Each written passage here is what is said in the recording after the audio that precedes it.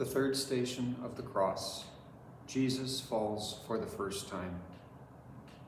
We adore you, O Christ, and we bless you, because by your holy cross you have redeemed the world.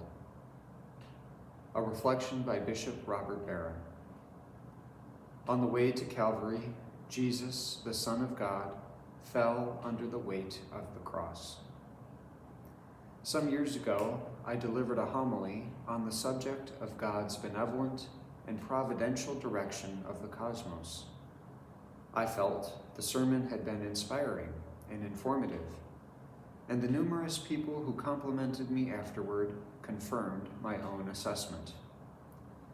But after everybody else had streamed past me, an older man approached, and eyeing me warily, he said, "Father, I'm on a quest, and your homily didn't help." I responded, "Well, what do you mean?" He then proceeded to tell me a terrible story. He had two granddaughters, ages 5 and 7, both of whom were suffering from a terminal disease that the doctors could neither control nor understand. All they knew for sure was that both girls were going to die, and that before they died, they would go blind.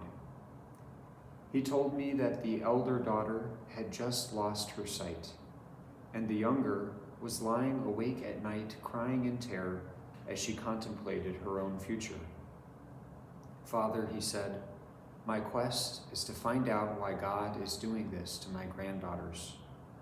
I've been to priests, ministers, rabbis, gurus, and I've never gotten a very good answer. And frankly, your homily shed very little light." Well, I was flabbergasted and stunned. Never had the problem of evil reconciling the goodness of God with the presence of suffering appeared to me so concretely and in such a challenging way. I told him that I didn't have a concrete answer to his question, but that his question itself was a holy one, because it meant that he had not given up on God. He was still searching for God. And if you follow that question all the way, you will be led to the very heart of the Christian mystery, which is that God the Father sends his Son into the very worst of our suffering, into what frightens us most. And in that we have the answer, not one maybe that satisfies our curiosity, but a deeply powerful spiritual answer, that God doesn't take away our suffering, but he enters into it with us and sanctifies us by it. Some questions to reflect on. Where have you fallen? Are you able to relate it to Christ's fall? Did you remain humble in the fall, or did you succumb to pride? Can you admit your own vulnerability and weakness that added to your fall?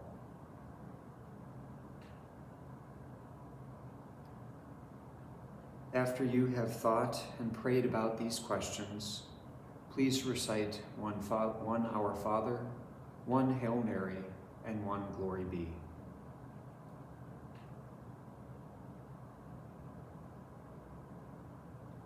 A new reflection by Bishop Barron on the stations will be posted on each Wednesday and Friday during Lent.